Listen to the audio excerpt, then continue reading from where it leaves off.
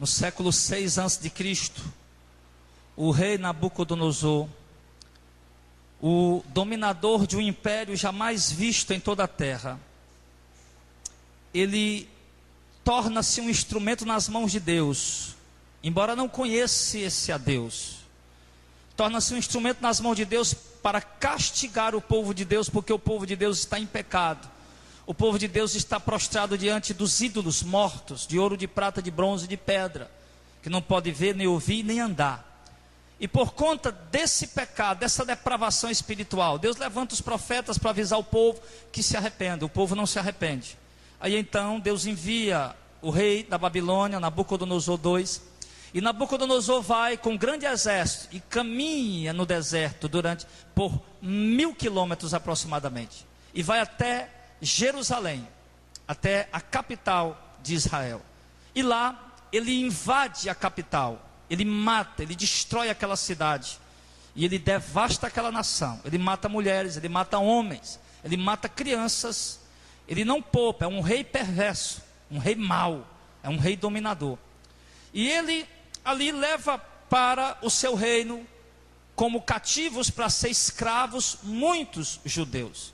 Só que ele dá uma ordem ao capitão da guarda, que dentre os nobres de Jerusalém, escolhesse da família dos nobres, porque ele sabia que da família dos nobres eram pessoas que tinham condição de estudar em colégios melhores, que eram pessoas mais cultas, mais instruídas.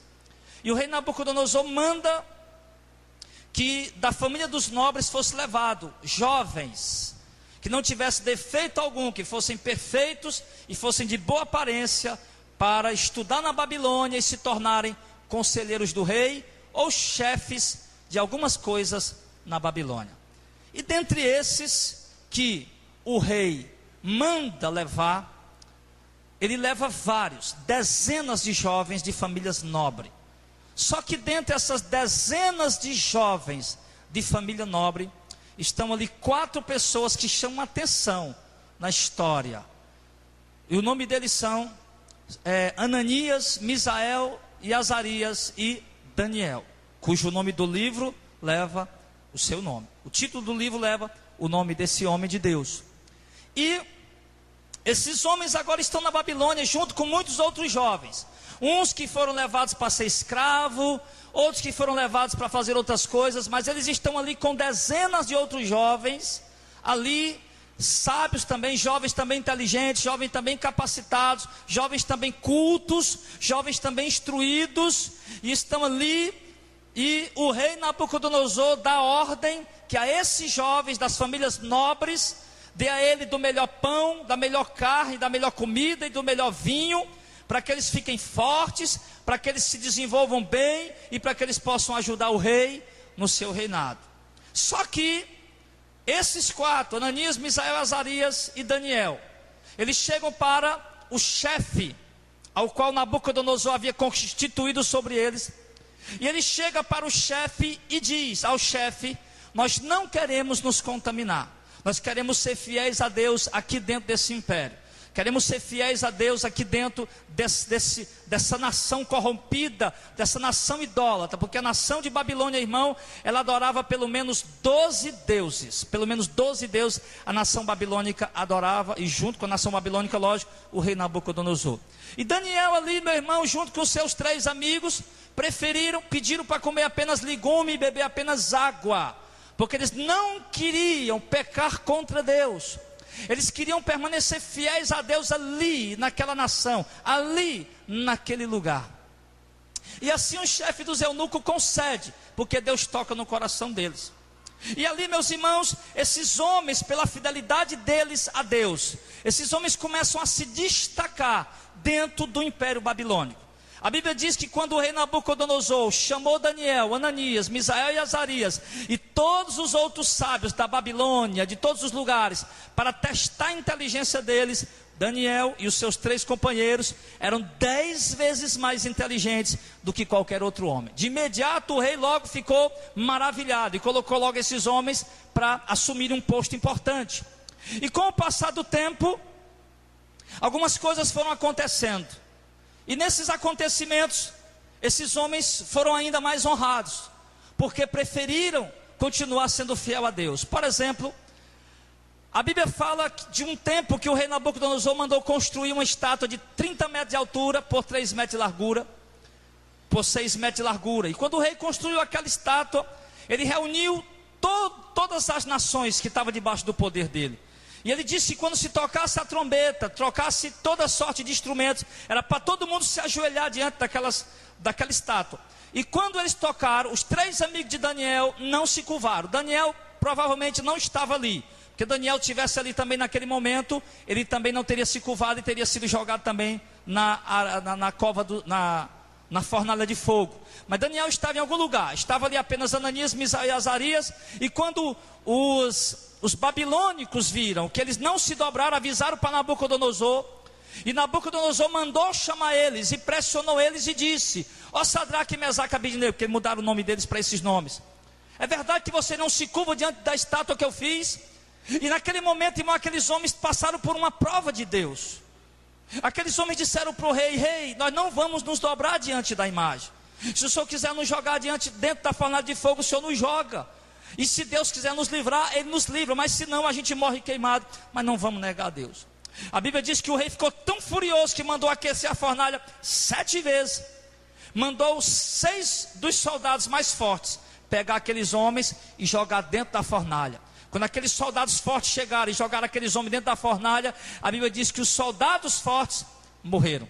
E os homens caíram dentro da fornalha. E o rei Nabucodonosor, que estava sentado com os seus grandes à sua volta, olharam para dentro da fornalha e viram não 3 homens, mas 4. E não sendo queimado, mas diz o texto que eles passeavam dentro da fornalha.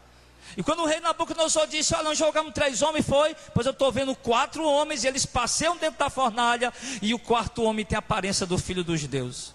E ali ele disse assim: vamos ver o que é isso. E quando chegaram lá perto, disse: ô Sadraque, Mesaque e Abednego, venham para cá. Aqueles homens pularam, saíram dentro da fornalha, meu irmão. A Bíblia diz que não tinha cheiro de fumaça, a roupa deles não estava queimada, não tinha nada neles. Naquela hora o rei Nabucodonosor caiu de joelhos e adorou a Deus e disse: não há Deus que possa livrar como o Deus de Sadraque, Mesaque e Abednego, que guardou os seus servos, que preferiram dar o seu corpo para ser queimado, a negar o nome do seu Deus.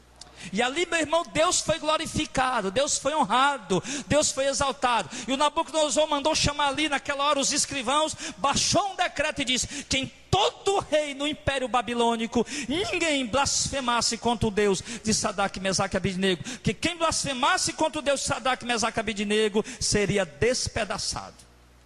Olha, meu irmão, nós começamos a ver o que? Deus separou esses homens no meio de uma geração de judeu incrédula, no meio de uma geração de judeu corrompida, no meio de uma geração de judeu adúltera, no meio de uma geração de judeu idólatra. E Deus separou 4 homens dentro daquela nação, para por meio desses homens Deus ser glorificado lá dentro da Babilônia. Eu estava meditando nisso hoje, meu amado. Eu estava vendo, meu Deus, nós estamos na Babilônia hoje. Senhor, aqueles 4 jovens estavam lá cativos, não podiam sair dali. Assim nós também estamos na Babilônia e não podemos sair desse mundo agora. Mas assim como aqueles 4 homens honraram a Deus na Babilônia, não beberam o vinho do rei, não comeram a bebida do rei, não se deitaram com as prostitutas que era oferecida para eles, assim nós também temos que ser aqui, meu amado. Eu entendi hoje, querido, nesse texto. Sabe por que Deus não veio buscar ainda a igreja nessa geração tão pervertida e corrompida? Porque a igreja está aqui ainda como Daniel, como Ananias, Misael e Azarias, no meio dessa Babilônia, no meio dessa depravação, porque Deus precisa usar alguém para ser glorificado por meio dele. E esse alguém que Deus vai ser glorificado por meio dele, no meio dessa geração pervertida, é você, meu irmão. Você ainda está aqui, porque esse mundo ainda precisa conhecer o Deus de Sadraque, Mesaque e Abednego. Não, esse mundo precisa ainda conhecer o Deus da igreja, o Deus Pai de nosso Senhor Jesus Cristo. O mundo não conhece a Deus ainda. Nabucodonosor não conhecia a Deus ainda. E aqueles 4 homens estavam ali sofrendo, sendo perseguidos, enquanto os outros judeus estavam tudo no bom e do melhor, porque tinham se entregado. Não, tá bom demais aqui, o cativeiro tá ótimo. Deus me livre voltar para Jerusalém. Nós temos mulher aqui toda hora, tem bebida aqui, o vinho do rei nós estamos bebendo. Tem festa toda semana, aqui tá uma maravilha. Lá em Jerusalém nós não tinha isso. Mas aqueles 4 homens não, irmão. Aqueles 4 homens estavam vivendo ali dentro para a glória de Deus. Aí chega o tempo em que homens se levantam perseguindo esses homens de Deus. Esses homens de Deus continuam sendo fiel a Deus ali naquele lugar. Aí o Nabucodonosor morre. Nós já estamos aqui no terceiro rei depois de Nabucodonosor, porque na verdade Beltesazar, ele era filho de um rei chamado Nabonido. E esse rei chamado Nabonido, ele quem era o verdadeiro rei da Babilônia na época. Ele era genro do Nabucodonosor. Ele havia casado com a filha de Nabucodonosor. Ali já era a 3ª geração de reis. Nabucodonosor morreu, reinou 43 anos na Babilônia. Aos 84 anos de idade ele morreu, ele pereceu. E ali os reis que vieram sucedendo ele, um rei reinou 2 anos, outro rei reinou mais pouco tempo, e agora se levantou esse rei chamado Beltesazar, que era filho de Nabonido. Nabonido era o rei verdadeiro, genro de Nabucodonosor. Só que Nabonido havia se mudado para outro estado, para outro lugar. Ele havia deixado o seu filho Beltesazar reinando ali em Babilônia. O filho dele estava reinando, o Beltesazar estava reinando ali na Babilônia. E o reinado dele já estava durando 17 anos. 17 anos de reinado. E até por enquanto, nesse momento, parece que esse homem não conhecia Daniel, não sabia da história desse homem, mas esse rei, ele era um rei idólatra e era um rei escarnecedor. Ele prepara uma festa para zombar do Deus de Israel. Ele chama as suas prostitutas, as suas concubinas, as suas mulheres, 1000 dos seus homens mais importantes do império, dá um banquete, uma festa, e ali o texto diz o quê? Que ele manda pegar, vai lá menino, pega lá o tesouro com meu pai, na verdade avô, né? Porque ele chamava, por exemplo, às vezes você vê um camarada, um rei que não era nem filho de Davi, né? Já era bisneto, tataraneto de Davi, mas Deus dizia, como deve reinar como reinou Davi teu pai. Sempre estava chamando Davi de pai deles, né? Por conta da genealogia dinástica, né? Da dinastia. E então o rei manda buscar os utensílios que foi trazido de Israel, para poder se assentar ali. O texto diz que ele se assentou com os seus grandes, bebeu vinho, se embriagou. No que ele estava bebendo vinho, começou a beber vinho nas taças de ouro do templo de Deus, para zombar de Deus. E usando a taça de ouro do templo de Deus, bebendo naquelas taças para zombar e escarnecer de Deus, e ao mesmo tempo se prostrando diante de imagens de escultura naquela mesma hora. Eles fazendo ali uma festa de orgia naquele momento. Havia sexo ali, aberto ali para todo mundo ver, mulheres fazendo sexo com homens ali no meio do salão, e eles ali bebendo nas taças que foram trazidas do templo de Deus, e se dobrando diante dos deuses imundos que eles adoravam ali. E de repente, uma mão aparece, escrevendo na parede, Mene, Mene, Tekel, Parsim, né? Está lá mais na frente, está dizendo o que estava escrito. E está escrito, quando ele começa a escrever, o rei olha para aquilo, os lombos dele relaxam e as pernas começam a tremer. E ali ele fica pasmado, a festa para, acabou a festa, ninguém está entendendo o que está acontecendo, um alvoroço toma conta de tudo, o rei está apavorado, a rainha mãe, ou era a mãe dele, ou era a avó dele, a bisavó dele, está lá e fala para ele, porque nenhum dos sábios conseguiram, ele chamou todos os sábios, nenhum conseguiu ler a escritura e interpretar. E quando ela chega lá e diz, olha, tem um homem aqui, que foi o que me chamou a atenção aqui para nós essa noite. Tem um homem, ela diz no verso 11, ó, há no teu reino um homem que tem o espírito dos deuses santos, e nos dias de teu pai se achou nele luz, e inteligência, e sabedoria, como a sabedoria dos deuses. E o teu pai, ó rei, Nabucodonosor, sim, o teu pai, ó rei, o constitui o chefe dos magos, dos astrólogos, dos caldeus e dos adivinhadores. Preste atenção no detalhe. Aquela mulher já é uma anciã. Nós já estamos na terceira geração de reis. Essa mulher provavelmente, segundo alguns estudiosos, ou é a avó dele, ou é a bisavó, a dita esposa do Nabucodonosor. Os reis, depois de Nabucodonosor, como eu disse, tinham reinado pouco tempo, apenas 2 anos. E essa mulher ainda estava viva, fazia pouco tempo. O rei tomava para si mulheres jovens, mulheres novas. O rei morria velho, a mulher ainda estava ali novona ainda. E essa mulher chega e diz para o rei Belsazar, que nos dias do teu pai, nos dias do rei Nabucodonosor, ou seja, há 17 anos atrás, tinha um homem aqui no reino, que era um homem de Deus, que era um homem que tinha o Espírito de Deus e Santos, que era um homem sábio, um homem entendido, um homem culto, um homem que não tinha mistério que ele não pudesse revelar. E esse homem, ele revelava os sonhos e os segredos. E ali chamaram Daniel, colocaram Daniel diante do rei. Querido, sabe o que foi que me chamou a atenção aqui? Que 17 anos depois, continuava cativo Daniel, continuava lá cativo na Babilônia, no cativeiro da Babilônia, continuava lá como um escravo, embora numa posição boa, porque Deus tinha honrado ele, mas como um escravo naquele lugar. O texto diz aqui, que era um homem que ainda permanecia fiel a Deus.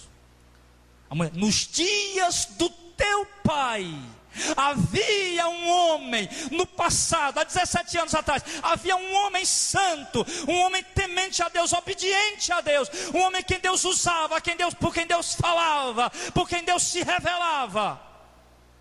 Agora vamos chamar esse homem para ver como é que ele está hoje, 17 anos depois. Vamos chamar esse homem para ver se ele ainda tem o Espírito dos deuses santos, se ele ainda tem sabedoria, se ele ainda é um homem corruptível, ou se ele se tornou um homem que se vende, se ele se tornou um homem que se corrompe, ou se ele agora tem preço para se vender. E mandaram chamar Daniel. E Daniel se apresenta diante do rei. No verso 13 diz: então foi introduzido Daniel à presença do rei. E falou o rei e disse a Daniel: és tu aquele Daniel dos cativos de Judá, que o rei meu pai trouxe de Judá? Tenho ouvido dizer a teu respeito, que o Espírito de Deus está em ti, e que a luz e o entendimento e a excelente sabedoria se acham em ti. Acabam de se introduzir à minha presença os sábios, astrólogos, para lerem essa escritura, me fazerem saber a sua interpretação, mas não puderam dar a interpretação dessas palavras. Eu, porém, tenho ouvido dizer de ti, que podes dar interpretação e solver dúvidas. Agora, se puderes ler essa escritura e fazer-me saber a sua interpretação, serás vestido de púrpura e terá cadeia de ouro ao pescoço, e no reino serás o terceiro dominador. Olha a proposta desse homem.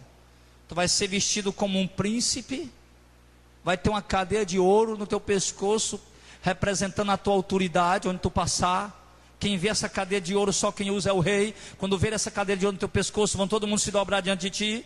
E tu vai ser o terceiro no rei. O terceiro no rei por quê? Porque o meu pai Nabonido é o rei principal. Eu sou o rei que reino junto com ele. Então tu vai ser o terceiro aqui no Império da Babilônia. E aquele homem fez essa proposta para Daniel. Aí vamos ver se 17 anos depois como é que estava a fidelidade de Daniel. Será que Daniel ainda achava que valia a pena servir a Deus? E Daniel vai e responde para ele no verso 17, diz: e então respondeu Daniel e disse na presença do rei: as tuas dádivas fiquem contigo, e dá os teus presentes a outros.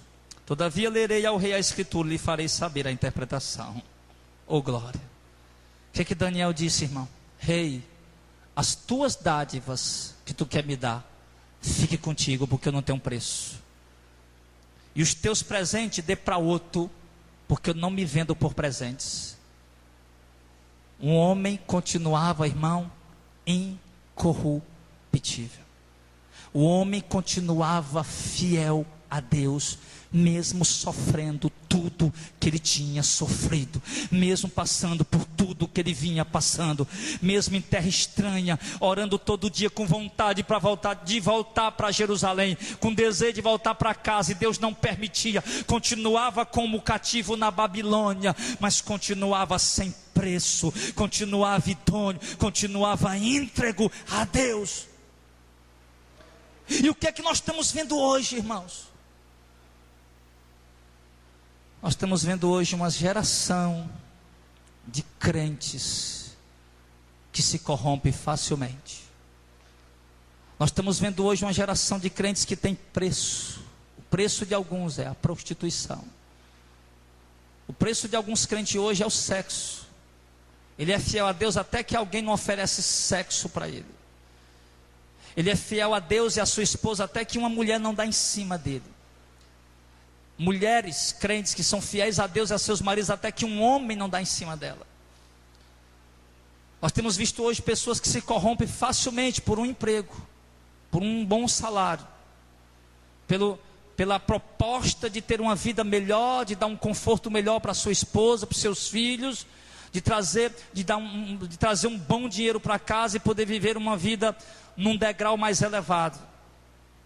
Nós temos visto pessoas hoje, irmãos, que, assim como Daniel, estamos na Babilônia, mas que foram fiéis a Deus ferrenhamente, mas apenas por um tempo.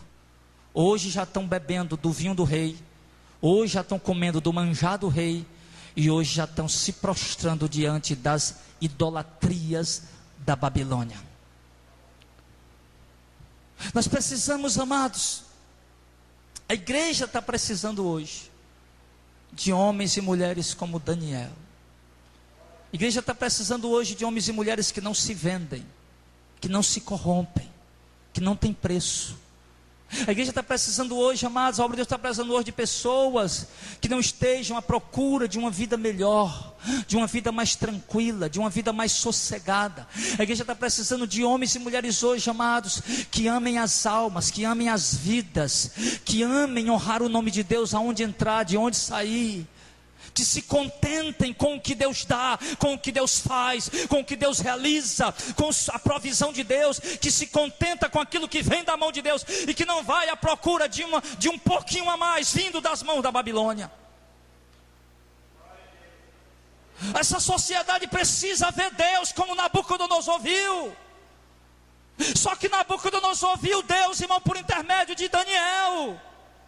Nabucodonosor viu Deus por intermédio de Ananias, Misael e Azarias. Deus não vai aparecer para essa sociedade e dizer: ei pessoal, eu sou Deus. Não, Deus vai se revelar por teu intermédio, meu irmão. Deus vai se revelar por intermédio da tua vida.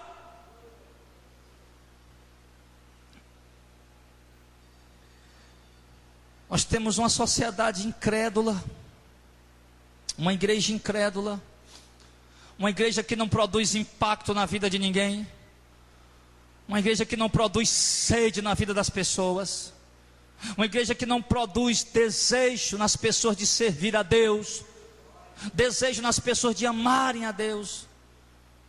Nós temos visto hoje, irmãos, uma igreja fraca, doente, débil, uma igreja que não honra a Deus e não vive para a glória de Deus. Nós temos visto hoje um povo que o culto virou apenas uma rotina apenas. Que o culto não é mais um momento de cultuar, de adorar, de vir ao templo, ao culto para se reunir com a igreja. Não é mais um momento glorioso, prazeroso de adorar o Senhor.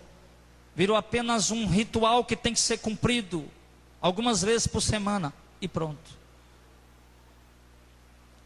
Daniel, ele mostra que a sua fidelidade, quando se apresenta diante do rei, 17 anos depois, o rei nem conhecia Daniel.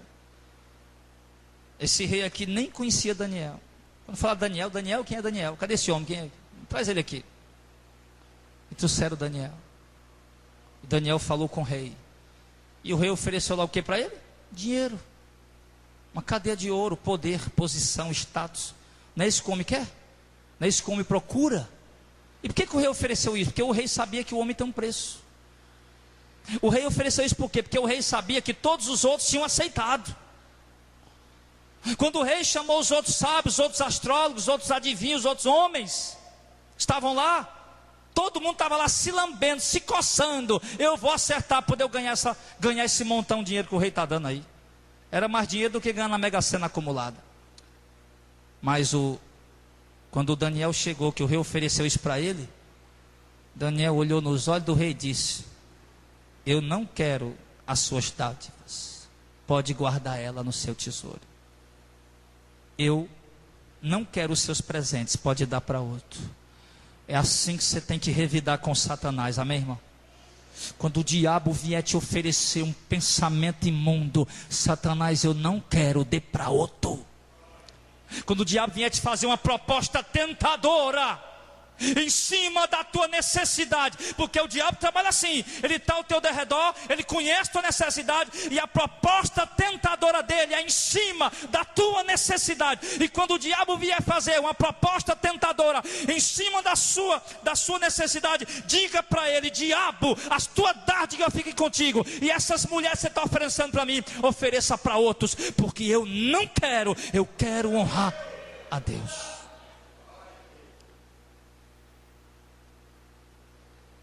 Sabe aqueles desejos que vêm de fazer coisa errada?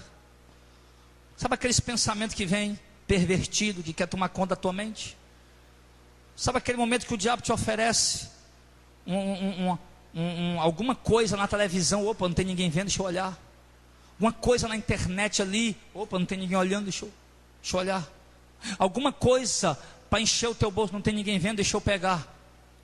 Diga para Satanás nessa hora: fique com seus presentes, ou dê para outro, porque eu não quero.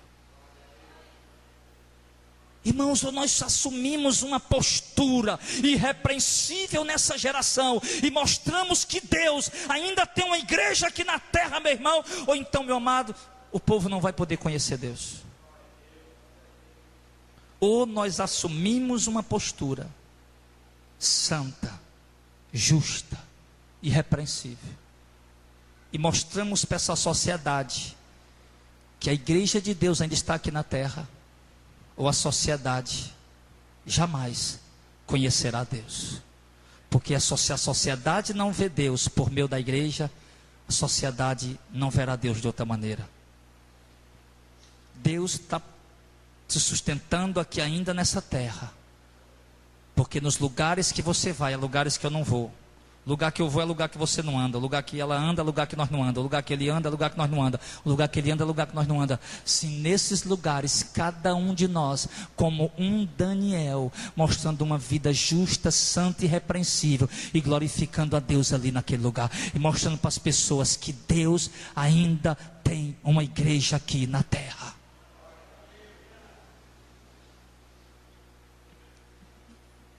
Daniel, amados, nós temos muitas pessoas desanimadas na caminhada. Não é por outra coisa não. Não é porque os cultos são frios. Não é porque o louvor é frio. Não é porque não tem forró na igreja, porque não tem gincana. Não. Nós temos visto muitas pessoas desanimadas na caminhada. Desanimadas. Por quê? Porque ninguém está tendo vida que os anime a imitá-lo a Cristo novamente. As pessoas precisam ver Deus na minha vida, para poder ter alguém para se espelhar, para poder ter alguém para se balizar, para poder ter alguém para imitar. Paulo disse: sejam meus imitadores como eu sou de Cristo. As pessoas precisavam primeiro, a igreja primeiro precisava ver Deus na vida de Paulo, para poder tomar ânimo para ser igreja, e viver a vida de Cristo como Paulo vivia. Grande parte da igreja está decepcionada, e não querem mais ir a cultos. A sociedade que não é evangélica está decepcionada com a igreja evangélica, e não acredita mais,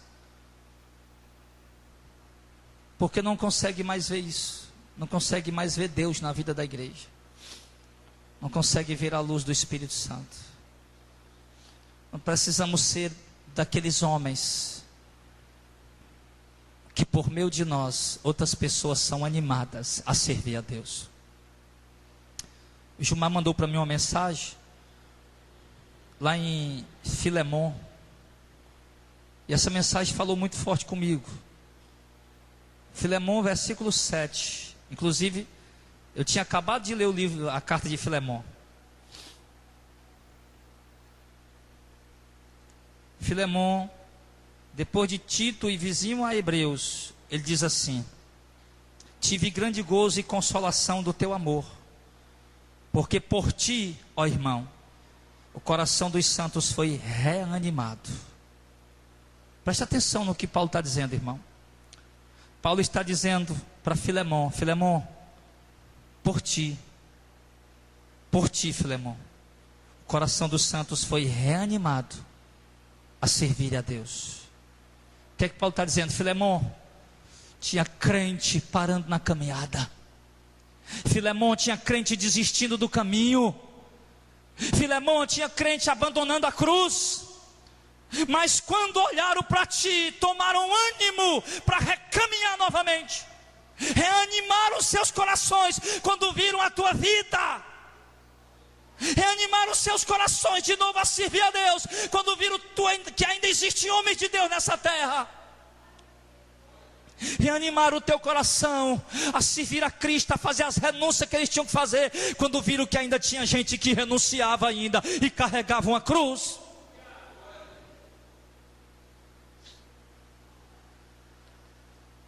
Você chega para um ímpio hoje: ô filho, por que você não abandona a bebida? Abandona a bebida se aquela irmãzinha abandonar a saia curta. Ô ímpio, por que você não abandona o álcool? Eu abandono o álcool se aquele pastor deixar de explorar o povo com envelopes. Nós não estamos produzindo sede na sociedade. Nós não estamos produzindo fome de Deus. A igreja evangélica virou apenas mais uma religião como qualquer outra. Uma religião, é um povo religioso. São pessoas que vão para a igreja na esperança: eu vou hoje porque hoje eu vou voltar com a minha vitória, com a minha bênção. Amados, eu me lembro quando Paulo escreveu para Filipenses, a primeira carta de Paulo, aliás, a carta de Paulo aos Filipenses. No capítulo 1, Paulo diz algo muito forte. Paulo diz assim: as minhas prisões contribuíram para o proveito do Evangelho, porque alguns irmãos tomaram ânimo em fazer a obra. O que Paulo está dizendo? Estava todo mundo acomodado. Quando o povo viu Paulo preso, os irmãos disseram: rapaz, Paulo está preso porque pregou o Evangelho. Irmão, Paulo está preso lá em Roma, vai ser decapitado porque pregou a palavra, e nós estamos aqui escondidos. Não, vamos sair, vamos pregar, vamos viver. A prisão de Paulo produziu ânimo na igreja para eles viver o Evangelho. Paulo escreve para o jovem Timóteo dizendo: Timóteo, combate comigo as aflições do Evangelho, como um bom soldado de Cristo. Timóteo era um jovem, ele tinha uma vida inteira pela frente. Tinha os atrativos da época para os jovens. Hoje tem muitos, naquela época tinha os seus atrativos. E Timóteo renunciou todos os atrativos que tinha para viver uma vida de santidade a Deus, para mostrar para aquela geração, como Daniel, que Deus ainda estava na terra por meio da sua igreja. Quando Paulo escreve para Tito, Tito era outro jovem, Paulo disse para Tito: olha Tito, tem cuidado com a tua linguagem seja santa, seja uma linguagem irrepreensível.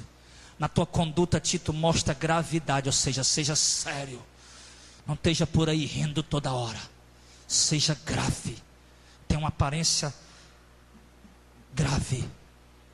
E aquele jovem deixou toda a sua mocidade para viver aquilo que aquele velho apóstolo estava ensinando para ele, porque ele sabia que aquilo que aquele velho apóstolo, as portas da morte, estava ensinando para ele, era o que realmente Deus queria para ele.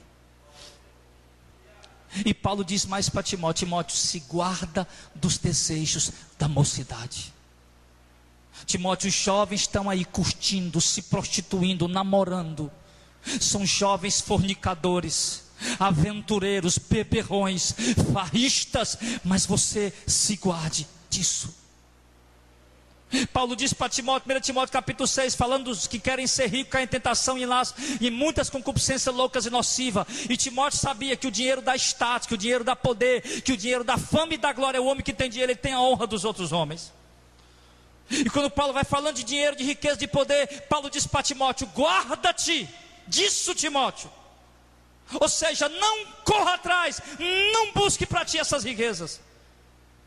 E ali Timóteo renuncia o desejo do ter, do crescer, do conquistar, do possuir, para viver uma vida para Deus. Mas pastor, foram todos assim? Não. Na última carta de Paulo a Timóteo, Paulo fala para Timóteo de um obreiro que abandonou ele. Paulo diz: vem depressa ter comigo, Timóteo, porque Demas me desamparou. Quem era Demas? Cooperador de Paulo. Demas era braço direito, era homem de confiança. E Paulo diz: Demas me desamparou, amando o presente século. Ou seja, Demas, o coração de Demas foi seduzido, Timóteo, pelo mundo. Agora o desejo dele é o mundo. Agora o desejo dele é pelas coisas terrenas. Ele não está mais comigo como cooperador. Então vem depressa para me ajudar. Então, querido, a gente vê que você pode achar normal. Você conhece o livro de Daniel de cós salteado? Você conhece a história de Daniel perfeitamente, e achar que aquilo era simples. Simples por quê, irmão? Simples para nós que estamos lendo.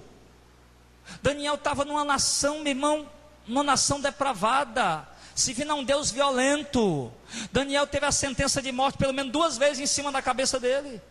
Uma vez quando ele foi jogado na cova dos leões e Deus livrou. Outra vez quando ninguém deu a interpretação do sonho ao rei, o sonho da estátua, e o Daniel deu a interpretação ao rei. Aliás, o sonho da árvore grande que era cortada, e o rei ia virar animal, ia comer capim no mato, e ninguém deu a interpretação. Ele manda matar todo mundo. Daniel teve a sentença de morte 2 vezes sobre a cabeça dele, e não arredou o pé da sua fidelidade a Deus. Eu pergunto, irmão, o que é que nós estamos fazendo? Que cristianismo é esse que nós estamos vivendo? Que fé é essa que nós estamos falando que temos? Uma fé de dar glória a Deus num culto? Uma fé de bater palma na hora de um louvor? Uma fé de chorar na hora de uma música, de um louvor que toca nosso coração? A fé de muitos tem se resumido aí.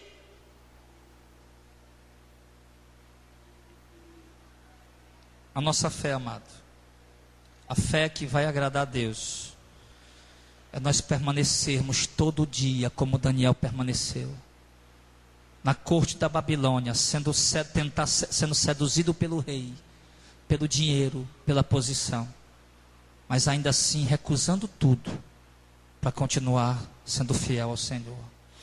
E Daniel, ele repreende aquele rei.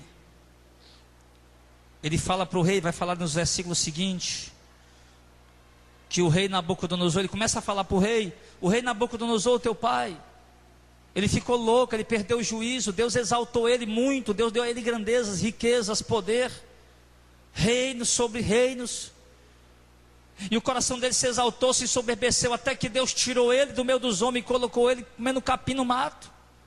E você conhecia essa história, e você não se dobrou diante do Deus de Israel. Você preferiu adorar os ídolos de ouro, de prata, de bronze, e escarnecer de Deus com essa tua festa imunda, profana, promíscua. E você preferiu adorar os deuses de ouro, de prata e de bronze. E tu não te humilhaste, não humilhaste o teu coração, ainda que soubesse tudo isso. Te levantaste contra o Senhor do céu. porque tu trouxe os utensílios da casa de Deus para profanar e blasfemar de Deus. Era uma festa, irmão, programada para isso. Vamos zombar do Deus de Israel, vamos?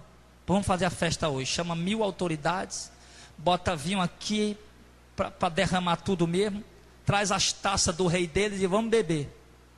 E ele sabia o que Deus tinha feito com Nabucodonosor, mas só que ele não acreditava que era Deus que tinha feito aquilo, achava que era uma doença, uma loucura que tinha vindo do acaso. Assim como muitos estão fazendo a mesma coisa hoje. Assim como muitos estão fazendo hoje. Mas enfim, amados, eu quero dizer para vocês também. Eu quero dizer para vocês que muita gente, nessa sociedade que vivemos, talvez até dentro da sua própria casa, mesmo vendo a sua conduta reta, santa, justa, correta, uma conduta bíblica, mesmo vendo a sua conduta irrepreensível, ainda assim vão continuar blasfemando de Deus, ainda assim vão continuar escarnecendo de Deus. Talvez algumas coisas ruins aconteceram com eles, pelas blasfêmias que eles têm lançado contra ti, contra o teu Deus, e ainda assim eles não abriram os olhos ainda para enxergar isso, ainda assim eles não abriram os olhos ainda para entender isso. Só que isso não foi motivo para Daniel desanimar. Isso não foi motivo para Daniel dizer: não, eu não vou mais pregar, eu não vou mais viver essa verdade, porque os homens não estão se convertendo. O rei sabia o que Deus tinha feito e não teve medo, então não vou mais fazer nada. Daniel continuou ousado, continuou intrépido, continuou fiel. E é isso que eu quero lhe despertar, irmãos, essa noite, a ser assim, que embora os seus escarnecedores continuem escarnecendo de você, embora as pessoas, mesmo vendo a sua mudança, a sua transformação, mesmo vendo que há de fato um espírito excelente, santo na sua vida, e continuar escarnecendo de você, não é motivo para você baixar a cabeça ou desanimar. Você deve continuar em toda e qualquer circunstância sendo fiel a Deus, porque pela tua fidelidade alguém vai tomar ânimo para também ser fiel a Deus, por causa do teu testemunho, por causa do teu exemplo. Quem sabe, querido, não já tem alguém aí em algum lugar e você não foi informado disso? Quem sabe não já tem alguém aí em algum lugar que tomou uma compostura, mas uma compostura que está agora procurando ser santo, porque quando viu você, porque tem visto você, tem visto que você é uma pessoa que procura ser santa. Quem sabe não já tem alguém lá no teu trabalho, que você nem sabe, lá nos lugares que você, na tua vizinhança, talvez dentro da tua família, dentro dos teus familiares, que já está mudando está mudando a vida deles, só porque está vendo a tua vida diferente, só porque está vendo a luz de Deus brilhando em ti. Isso aí, meu irmão, é uma coisa que você só vai saber quando você chegar lá no céu, e vai receber galardão e recompensa por isso, porque pelo teu testemunho, pela tua vida, pelo testemunho de Daniel, pela vida de Daniel, pessoas se renderam a Deus lá em Babilônia.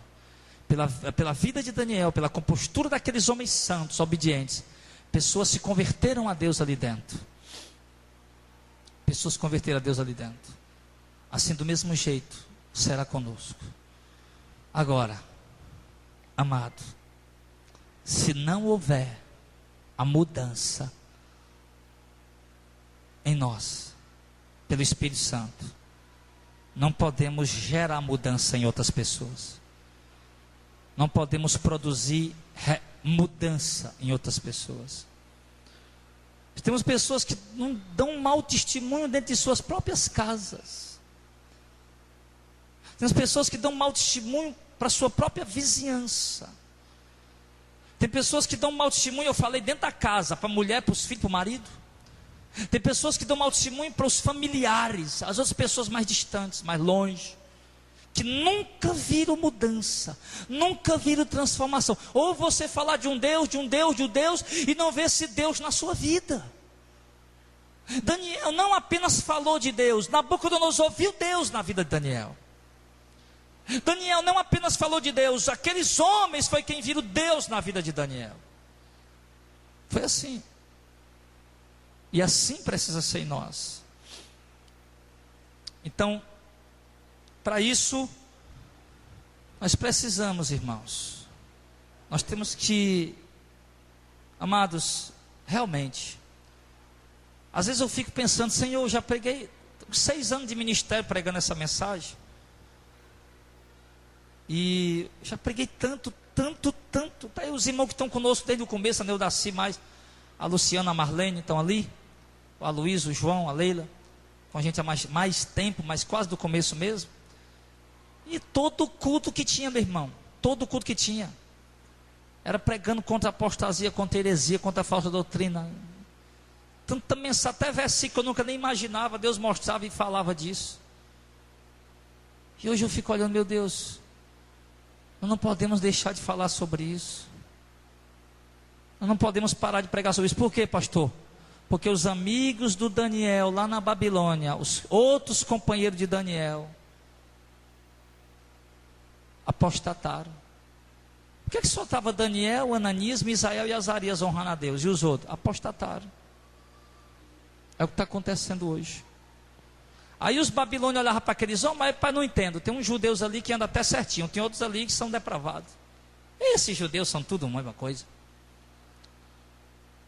E talvez o crédito de Daniel caía, e o crédito de Ananias, Misael e Azarias caía pela má conduta daqueles outros judeus, pela apostasia daqueles outros homens. E eles também ficavam procurando versículos nas escrituras para tentar justificar o pecado deles, que é o que a grande parte da igreja tem feito hoje. Tem homem aí trocando de mulher toda semana. Fica falando que Salomão teve 900, porque ele não pode ter ao menos umas 10. Tem homem aí que fica se embriagando, bebendo, igrejas, lideranças, os crentes bebendo. E ficam se apoiando em versículos, não, porque lá eles bebiam, a gente pode beber também. E aí as pessoas olham para a igreja e vê essa confusão toda e acaba não entendendo nada. Quem realmente está certo, quem está errado, quem está no caminho direito, quem está no caminho torto. Então, amados, deixa eu concluir dizendo para você uma coisa. Apenas um comportamentozinho correto não vai resolver a questão. Apenas melhorar o comportamento. Agora eu vou andar mais direito. Só isso não vai resolver. Daniel, ele tinha comunhão com Deus. Você sabe quanto... Daniel era um homem ocupado, irmão? Daniel era o líder dos profetas de lá, dos astrólogos, dos adivinhos. Aquele homem tinha problema todo dia para resolver. Aquele homem liderava províncias, ele visitava várias cidades, ele andava muito. Ele tinha muitos trabalhos para fazer. Mas Daniel orava com tudo isso 3 vezes por dia. Não, mas não era aquela oraçãozinha, o Senhor, obrigado, amém, glória a Deus. Daniel tirava tempo para ficar sós com Deus 3 vezes por dia. Daniel parava tudo o que ele estava fazendo 3 vezes por dia para dedicar o tempo à oração. Quantas vezes você tirou para orar hoje? Quantos momentos você tirou a sós com Deus para orar hoje? Quantos capítulos da Bíblia você já leu essa semana? Domingo, segunda, terça, quarta, 4 dias. O normal teria sido pelo menos 4 capítulos da Bíblia você teria lido até hoje. Quantos capítulos da Bíblia você leu até hoje? Quantos momentos você tirou a sós com Deus hoje para orar? Daniel lia. Como é que você sabe Daniel lia? Daniel disse lá, eu entendi pelos livros que o cativeiro babilônico vai ser de 70 anos. Daniel estudava, ele lia as profecias, ele estudava as profecias, ele conhecia. Então Daniel orava e lia as escrituras. E Daniel era muito mais, irmão, do que apenas uma vida moralista. Opa, isso eu não gosto, não, isso aí é errado. Isso aí... Daniel não era assim. Ele tinha muito mais do que uma vida certinha. Daniel tinha o brilho de Deus na vida dele. Tinha a luz de Deus nele. Viu o que o pessoal dizia? Esse homem tem o espírito dos deuses santos. Era a forma deles expressar a luz que eles via brilhando em Daniel. É a forma que eles tinham para expressar a glória que eles vinham emanando daquele homem. Era a forma que eles tinham. Paz, esse homem é diferente. Ele tem um espírito de Deus e santo. Quando ele fala, Nós ouvimos Deus falar. Quando Ele fala, a sabedoria de Deus, a excelência de Deus, esse homem, Deus está com ele. E isso era dado a Daniel pela graça de Deus, através da oração e da busca incessante que Daniel tinha. Você acha que Daniel não foi tentado? Não, irmão. Daniel era jovem, ele caminhou 3 meses no deserto, junto com os outros jovens, seguindo a caravana babilônica, para chegar em Babilônia. 3 meses de viagem, andando a pé naquele deserto. 3 meses de viagem, acorrentado um ao outro, caminhando no deserto, com sede, com fome, sendo humilhado, chicoteado, bora escravo.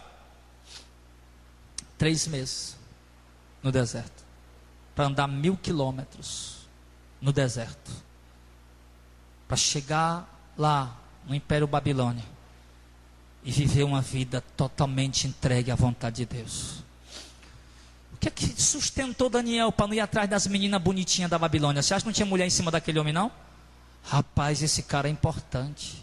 Ele é o chefe dos videntes, ele é o chefe dos astrólogos. Olha aí, é uma pessoa, cara bonito, rapaz bonito, sorrisinho, paquerinha. Você acha que Daniel não tremia, meu irmão? A carne. Você acha que Daniel não foi tentado? Você acha que Daniel não sentiu vontades? É claro, irmão, como qualquer jovem. Mas permaneceu fiel a Deus, sustentado pela oração. Vou dizer para a igreja: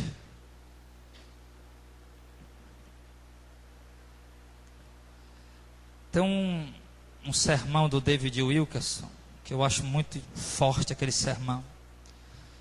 E ele falando assim: apenas palavras não serão suficientes. Apenas pregações não serão suficientes. O que ele está dizendo naquele sermão? Ele está falando sobre oração. Que nós temos que orar, orar, orar, até sentir angústia no coração. Quando nas nossas orações nós começamos a sentir angústia no coração, aí então as coisas começaram a acontecer. As almas começaram a se converter. Então a palavra terá efeito. Tem que haver angústia no coração. Tem que haver a presença de Deus na vida do homem. Querido, eu não trouxe essa mensagem hoje para dizer que você tem que se tornar um cristão moralista. Isso não vai resolver o problema da sociedade. Tem muita gente moralista hoje aí. Essa palavra para dizer para você que você tem que mostrar Deus para essa sociedade. E não se mostra Deus apenas com a vidinha certinha. Eu parei de beber e de fumar. Sou crente. Não. As pessoas precisam ver o brilho, a presença, a glória. Isso só vai ser lhe dado se você orar. Isso só vai ser lhe dado se você gastar tempo em oração. E você vai ter. E as pessoas vão passar a ver Deus na sua vida. Não vai precisar nenhum milagre para as pessoas verem na tua vida. A presença do próprio Deus vai estar em ti, de tanto você buscar a presença dele. Como Moisés, quando desceu do monte, e o povo olhou, Moisés passou tanto tempo na presença de Deus, que o rosto de Moisés brilhava. E Moisés desceu do monte, não sabia, todo mundo olhando para Moisés. E Moisés, que povo está olhando para a minha cara? Quando chegou lá, não, Moisés, teu rosto está brilhando, brilhando igual a luz dessa aí. É mesmo, é. Moisés botou um véu. Moisés não precisou fazer nenhum milagre ali. Não precisou plantar bananeira, rodar, falar língua, nada. Não precisou fazer nada. No silêncio dele, a presença de Deus estava lá, se revelando, se manifestando. Emanava. Era como uma fonte que produz uma radiação, que produz uma energia. Assim é a vida do homem e da mulher que tem vida com Deus, através da oração. Querido, eu estou falando que nós temos que mostrar para a sociedade que nós somos a igreja de Deus. Nós não somos mais uma igreja evangélica, amém? Nós não somos mais uma denominação evangélica. Nós somos a noiva do Cordeiro. Nós somos a igreja de Cristo. E a sociedade tem que ver isso. Sociedade, quando passar nessa rua, tem umas 20 igrejas até o outro sinal. 1, 2, 3, 4, 5, 6, 7, 8, 9, 10. Opa, espera aí. Ali é diferente. Ali tem uma luz. Ali tem uma presença. Ali tem uma presença. Ali tem uma glória. Ali tem algo diferente. É isso, irmão. Não quero ser contado como mais uma placa. Não queremos ser contado como mais uma denominação na estatística que vai vir por aí do IBGE. Se nós tivermos que ser contados como alguma coisa nessa terra, sejamos contados como a igreja de Cristo, como a noiva do Cordeiro. Quando alguém lhe perguntar, você é evangélico? Não, eu sou servo de Deus. Você é crente? Não, eu sou servo de Deus. Qual é a sua denominação? Eu sou da igreja que vai ser arrebatada. Eu sou a noiva do Cordeiro. Vamos ser contados na próxima estatística do IBGE dessa forma. O rei estava escarnecendo de Deus. O rei estava zombando de Deus. E quando Daniel chegou e disse para o rei: rei, eu vou falar para ti o que ele está dizendo aí. Contado foi o teu reino. Deus contou o teu reino e achou em falta. E passou de ti o teu reino. Tu vai ser morto. Tu vai tombar, tu vai cair, tu vai perder o status, a glória que Deus estava te concedendo ter. Porque não há reino nesse mundo que Deus não tenha dado. Porque Deus é quem dá o poder a quem Ele quer. E tu vai perder a glória e o poder que Ele te deu. Aí o rei, Daniel falou isso, irmão. Fosse muitos de nós, não vou falar não que vai chatear. Não vou dizer não que vai magoar, vai ferir. É assim que a igreja está hoje. A igreja não quer ouvir pregar sobre santidade. As irmãs não querem que eu leia 1 Pedro. As irmãs não querem que eu leia 1 Pedro, Coríntios, onde Paulo fala das vestes, dos adornos, das maquiagens exageradas, das tranças, dos cabelos pintados, onde Paulo fala dos batons, dos brincos exagerados, palhafatosos. As irmãs não querem que eu leia isso, porque se eu ler, elas vão deixar de congregar. Porque se eu leio, elas vão deixar de vir para a igreja. Não, eu me senti insultada. Eu vou para uma igreja onde o pastor não fale isso. O que importa? O que adianta você ir para uma igreja e colocar sujeira embaixo do tapete? Vai continuar sujo, está lá sujeira, filho. É melhor você ouvir, é melhor você ser exortado, é melhor você ser repreendido. Ninguém salva uma alma adulando, bajulando.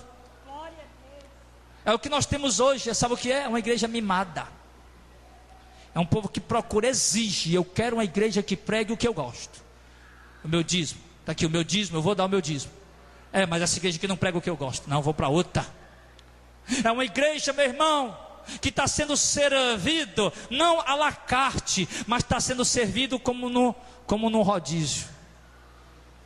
É uma igreja que está sendo servido, meu irmão, sim, com a mão de bandeja, melhor. A igreja que está sendo servido com bandeja de ouro na mão. Um povo mimado, que não quer compromisso com Deus. Então, Deus mostrou para nós aqui hoje, rapidinho, um pouquinho, sobre a fidelidade de um jovem chamado Daniel. E como 17 anos depois da morte do rei Nabucodonosor, mais de 40 anos, mais de 17 anos, mais de 40 anos que Daniel estava lá na Babilônia, e continuava sendo fiel a Deus. Felizmente a fidelidade de alguns cristãos hoje só dura um ano, meses, poucos meses, 1 ano, 2 anos, depois. Querido, nós temos que ser como uma chama, cujo fogo cujo fogo permanece acesa cada dia mais. Não podemos deixar nos abater, desanimar, esfriar por isso ou por aquilo outro. Já pensou se Paulo fosse como um de nós? Está triste hoje, não vou para o culto. Paulo estava lá, meu irmão. Já pensou se Pedro fosse como um dos crentes da geração de hoje? O negócio está difícil. Pedro estava lá sofrendo, pregando o evangelho.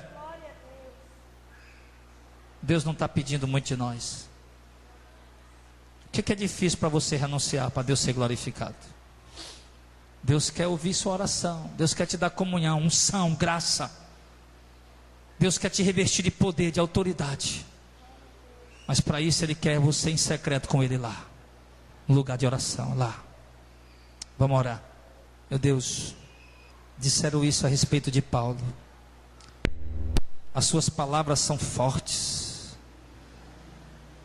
quando ele está ausente, mas quando ele está presente, as suas palavras são fracas e a aparência dele é desprezível. Talvez é isso que alguns estão achando de nós, Senhor. Todo mundo vinha para ouvir João Batista pregando naquele deserto, mas quando viam a aparência daquele homem tão simples, as palavras tão simples, a maioria o desprezou em seu coração.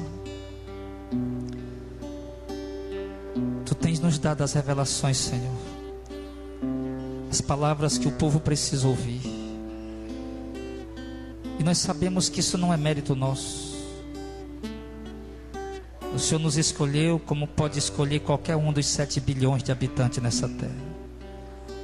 Apenas o Senhor olhou e disse: eu vou escolher esse aqui, esses aqui. Mas o povo que tem ouvido esta palavra, Senhor, tem desprezado grande parte deles. Obreiros têm desprezado essa palavra, ovelhas têm desprezado essa palavra, não têm aceitado essa exortação, essa mensagem. O Senhor mostrou hoje, Senhor. Às vezes eu fico pensando, falando com o Senhor, Pai, por que o Senhor se revelou para mim, um Zé Ninguém, numa cidade, a menor cidade do Ceará, um lugar tão ermo, tão distante, tão esquecido. E o Senhor já me deu a resposta várias vezes, para que a glória fosse tua e não do homem. Nos ajude, Senhor, a cumprir a missão. Nos ajude a levar aquilo que o Senhor quer que seja levado, a entregar aquilo que o Senhor quer que seja entregue. Abra o coração da igreja para receber a palavra, a exortação. Abra o coração da igreja, Senhor. Quebranta o coração do povo duro, Senhor. Eu não me refiro ao coração do mundo, eu me refiro ao coração do povo que se diz o teu povo. Eu me refiro ao coração dessas próprias ovelhas que o Senhor tem me confiado a apacentar. Muitos são obstinados, Senhor, incrédulos, duros de coração, orgulhosos, arrogantes, soberbos, gananciosos. E nós temos exortado dia após dia, semana após semana, mês após mês, e muitos continuam ainda sem crer. Eu confesso, Senhor, que nem entendo ainda o porquê alguns que não creem ainda continuam aqui vindo. Ah, Senhor, às vezes eu vejo que as pessoas são facilmente impactadas com algo que parece ser novo, mas logo quando aquilo se torna comum, acaba se tornando desprezível. Que não seja assim com a tua palavra, porque a tua palavra, ela é antiga, mas ela é viva, ela é eficaz. Senhor, nós não conseguimos encontrar os Daniéis hoje, não estamos conseguindo encontrar os Ananias, Misael e os Azarias. O que nós estamos vendo, Senhor, são pessoas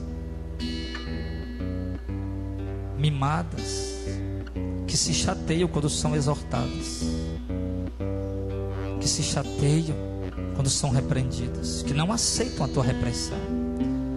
Como o Senhor falou ao profeta Ezequiel, eles não vão te dar ouvido, não vão te dar ouvido porque eles não querem ouvir a mim. Então, Senhor, é por isso, porque o povo não quer ouvir as nossas palavras, porque elas não são nossas, elas são tuas. E na verdade, eles não querem dar ouvidos a Ti, porque falamos em Teu nome. Senhor, mas revela-nos o que falar. Dá-nos a mensagem certa, que venha produzir o efeito certo na vida da igreja. Tira a frieza, a apatia, a sequidão que há na alma dos irmãos, e nos enche de Ti, Senhor, e nos ajuda. Que essa palavra, essa simples mensagem simples de hoje, ela possa mostrar para esse povo que havia um homem, que é possível sermos fiéis sem se corromper, desde que o Senhor esteja em nós e que nós estejamos em Ti. Então, pela Tua graça eu te peço, nos enche de Ti, nos enche da Tua presença, da Tua palavra, nos faz ser homens e mulheres santos, cheios da Tua presença, ao ponto essa sociedade começar a ver, a sentir, a contemplar em cada um de nós, lá fora na Babilônia, todo dia, que há um Deus habitando em nós, e que esse Deus é o Deus Todo-Poderoso. Em nome de Jesus, fortalece, aviva e renova o Teu povo, porque, Senhor, não é fácil, mas com a Tua força e Tua ajuda conseguiremos, em nome de Jesus. Obrigado, Senhor, em nome de Jesus, amém.